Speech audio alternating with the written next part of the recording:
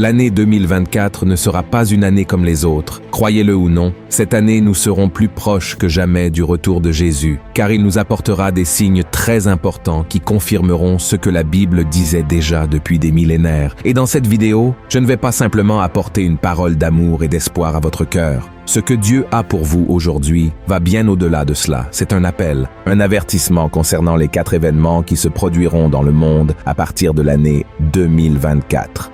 Mais avant de commencer, je vous demande de vous abonner à ma chaîne. C'est très facile, cela ne coûte rien. Il vous suffit de cliquer sur le bouton s'abonner qui se trouve sous la vidéo et à côté apparaîtra une petite cloche. Activez également la cloche de notification pour recevoir les prochaines vidéos que je publierai, d'accord? Alors, commençons. La première prophétie, l'union mondiale. Lisez avec moi ce passage de l'Apocalypse, chapitre 13. Il dit ainsi: « Et il se tint sur le sable de la mer. Puis je vis monter de la mer une bête qui avait 10 cornes et 7 têtes, et sur ses cornes 10 diadèmes, et sur ses têtes des noms de blasphème. Et il lui fut donné de faire la guerre aux saints et de les vaincre. Et il lui fut donné autorité sur toute tribu, tout peuple, toute langue et toute nation. » Avez-vous déjà entendu parler du nouvel ordre mondial? Il est très probable que oui, et vous avez certainement déjà entendu parler de ce terme lors d'un culte ou dans un contenu chrétien sur Internet. Et à cause de cela, nous avons commencé à croire que ce sujet était exclusivement lié au domaine de la religion, comme quelque chose de très lointain, et parfois même fantaisiste. Mais ce n'est pas vrai. Le nouvel ordre mondial est plus réel que vous ne l'imaginez, et il est lié à tout ce que nous pouvons imaginer. Les mondes juridiques, commerciaux, économiques, technologiques, activistes et même philosophiques attendent l'avènement de cet ordre qui représente une réorganisation politique internationale basée sur une constitution unique et universelle où tout le monde sera soumis au même régime et au même leader.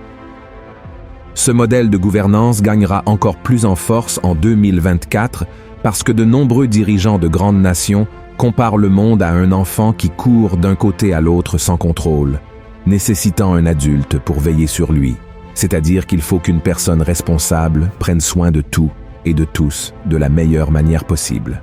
Et ces derniers temps, sous nos yeux, les pays se rapprochent de plus en plus en concluant des alliances politiques et économiques internationales qui, dans un avenir très proche, pourraient constituer et consolider un seul leadership mondial unifié.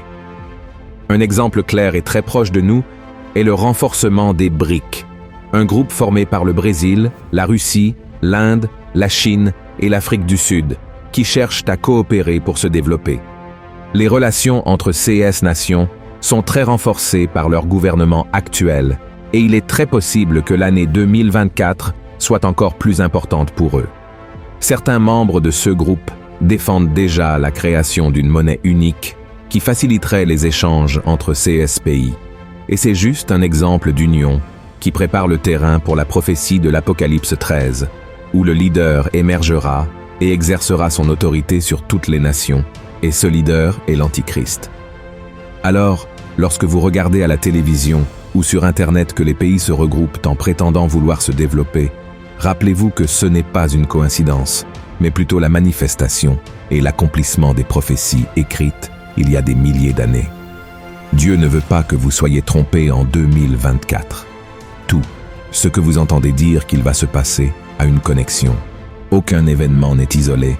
Chaque guerre, chaque alliance et chaque désaccord font partie du plan prophétique du Seigneur. Vous pouvez être surpris par tout ce qui se passe et ce qui va arriver à partir de cette année. Mais Dieu n'est pas surpris. Tout suit le plan que le Seigneur a tracé un jour, et Jésus en a parlé lorsqu'il était sur terre. Donc, chaque fois que vous êtes confronté à un événement mondial en regardant les nouvelles, demandez-vous, comment cela est-il lié à ce que la Bible dit qu'il arrivera? Et alors, soyez attentifs. La deuxième prophétie, les avancées technologiques. Lisons un autre passage de l'Apocalypse 13 qui fait de grandes révélations sur ce sujet. Il est écrit ainsi: « Et elle fit que tous, petits et grands, riches et pauvres, libres et esclaves, reçussent une marque sur leur main droite ou sur leur front, et que personne ne put acheter ni vendre, sans avoir la marque, le nom de la bête ou le nombre de son nom. C'est ici la sagesse. Que celui qui a de l'intelligence calcule le nombre de la bête, car c'est un nombre d'hommes, et son nombre est 666. Et je ne sais pas si vous avez déjà pris le temps d'y penser, mais ce qui était inimaginable il y a 60 ans est devenu si courant aujourd'hui que nous ne pouvons pas imaginer nos vies sans ces choses. Et même si cette évolution rapide semblait impossible dans le passé, elle indique l'accomplissement des prophéties bibliques sur la fin des temps et le retour de Jésus. Parmi tant de technologies, l'une des plus avancées est le système qui surveille tout ce que nous faisons. Par exemple, ces derniers jours, j'utilisais une application qui relie mon téléphone à ma voiture et j'ai vu qu'elle avait suivi tous mes trajets au cours des dernières années. Elle a enregistré chaque endroit où je suis passé, chaque station-service, chaque restaurant au bord de la route où je me suis arrêté, combien de temps je suis resté et même combien j'ai dépensé en péage. Et la même chose se produit avec nos transactions financières. Il existe un système technologique économique qui nous permet de payer des factures et de faire des achats sans avoir d'argent liquide en main. Il suffit d'une carte de crédit ou d'une application sur le téléphone pour payer ce que nous achetons. Aujourd'hui, l'une des plus grandes difficultés des supermarchés et autres types de commerce est d'avoir des pièces de monnaie et des billets de petite valeur dans leurs caisses pour rendre la monnaie, car personne ne porte plus d'argent liquide. Cela peut sembler anodin, mais cet exemple que je vous ai donné montre qu'il existe une infrastructure de pouvoir, de contrôle et de surveillance prête à ce qu'un leader mondial prenne le contrôle des finances de tous les habitants de la Terre. Et c'est exactement ce dont l'apôtre Jean parlait concernant la marque de la bête. Seuls ceux qu'elle autorisera pourront acheter et vendre.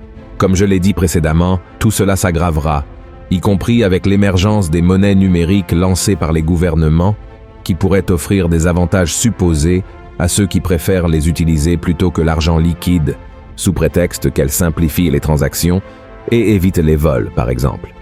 Le passage du traditionnel argent liquide ne concerne pas seulement l'efficacité ou les préoccupations de sécurité, c'est le reflet du mouvement que le monde est en train de faire vers l'union mondiale. Une monnaie numérique unifiée pourrait ouvrir la voie à ce leader annoncé pour avoir un contrôle sur le commerce mondial. Et à mesure que ce changement se poursuit, les pièces du puzzle des prophéties de la fin des temps s'emboîtent de plus en plus.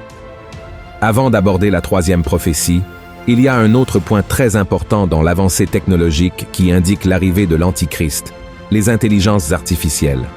De nos jours, elles semblent inoffensives et nous aident dans de nombreux aspects de notre vie quotidienne.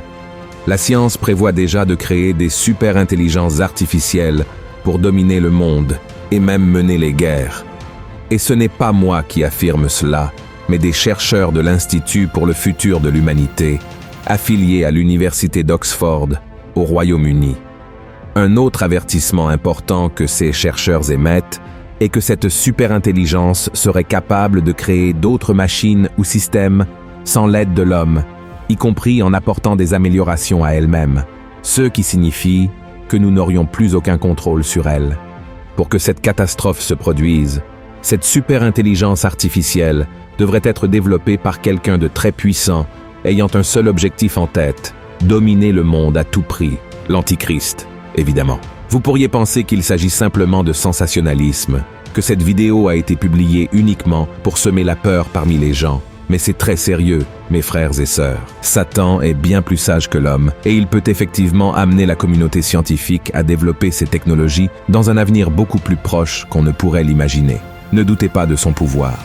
Nous savons que l'ennemi n'agit que par la permission de Dieu, mais la Bible elle-même nous montre que ce monde gît dans le malin et que le diable est le prince de cet endroit. La troisième prophétie, l'apostasie, c'est-à-dire l'abandon de la foi. Dans sa deuxième lettre aux frères de l'église de Thessalonique, l'apôtre Paul a lancé une mise en garde très importante sous forme de prophétie. Il a dit ceci: « Pour ce qui concerne l'avènement de notre Seigneur Jésus-Christ et notre réunion avec lui, nous vous prions, frères, de ne pas vous laisser facilement ébranler dans votre bon sens et de ne pas vous laisser troubler, soit par quelque inspiration, soit par quelques paroles ou par quelques lettres qu'on dirait venir de nous, comme si le jour du Seigneur était déjà là. Que personne ne vous séduise d'aucune manière, car il faut que l'apostasie soit arrivée auparavant et qu'on ait vu paraître l'homme du péché, le fils de la perdition. » Voici, frères et sœurs, l'un des plus grands avertissements concernant la fin des temps concerne l'apostasie, c'est-à-dire l'abandon de la foi. Comme nous l'avons vu, la Bible parle d'un grand abandon des enseignements de Dieu, et cela se produit juste devant nous. Chaque jour qui passe, de plus en plus de personnes se disant chrétiennes et affirmant avoir donné leur vie à Jésus, lui tournent le dos comme si elles ne l'avaient jamais connu. Et la tendance est que cela empire de plus en plus à partir de maintenant. Il y a beaucoup de chrétiens qui, il y a quelques jours à peine, prêchaient, dirigeaient les louanges à l'église ou participaient à une mission, mais qui maintenant ont cessé de vivre pour le Christ et poursuivent les plaisirs que le monde offre. Certains se livrent à des vices et d'autres à la débauche. De plus, nous constatons que les églises deviennent de plus en plus permissives, adoptant des pratiques qui ne correspondent pas à leurs doctrines originales, et à cause de cela, de nombreux fidèles abandonnent les temples.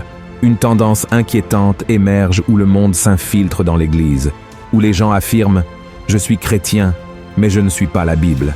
Mais, frères et sœurs, cette affirmation est très contradictoire. C'est comme dire « Je suis végétarien, mais je mange du barbecue tous les jours ».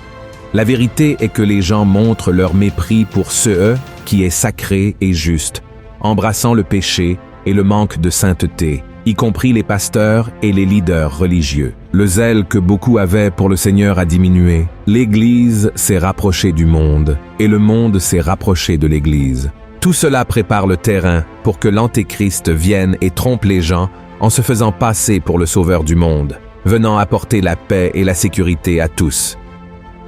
Et la quatrième prophétie, la décadence des valeurs de l'humanité. L'apôtre Paul a apporté dans une autre lettre une autre prophétie sur la façon dont les gens se comporteraient lorsque le monde serait proche de sa fin. Voici ce qu'il a dit. « Sache que, dans les derniers jours, il y aura des temps difficiles, car les hommes seront égoïstes, amis de l'argent, fanfarons, hautains, blasphémateurs, rebelles à leurs parents, ingrats, irréligieux, insensibles, déloyaux, calomniateurs, intempérants, cruels, ennemis des gens de bien, traîtres, emportés, enflés d'orgueil, aimant le plaisir plus que Dieu, ayant l'apparence de la piété, mais reniant ceux qui en fait la force. Éloigne-toi de ces hommes-là. Regardez ça, frères et sœurs. Le refroidissement de l'amour chez les gens se produit de plus en plus rapidement.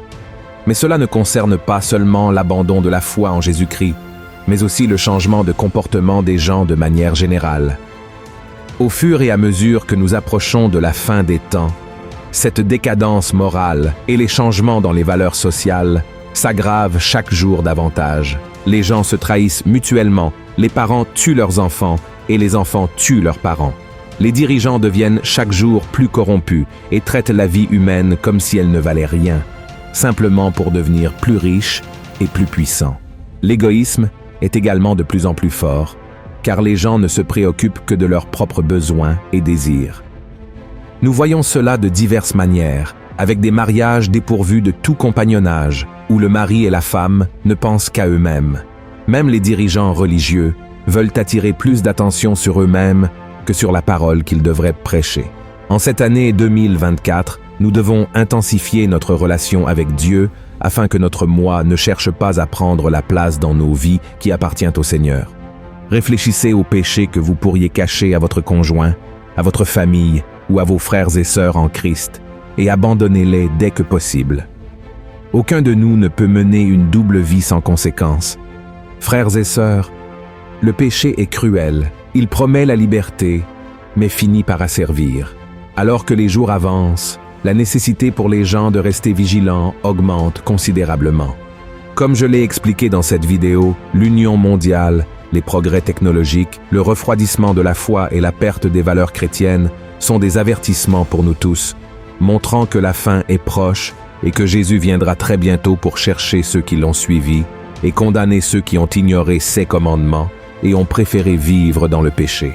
Je crois que Dieu ne t'a pas envoyé cette parole aujourd'hui pour que tu aies peur et que tu paniques devant ce qui est à venir, mais plutôt pour que tu adoptes une position ferme face aux choses qui se passent déjà. D'accord? Si vous avez aimé ce message, partagez-le avec vos amis et votre famille, et je vous attends dans la prochaine vidéo. Que Dieu vous bénisse puissamment. Un grand câlin.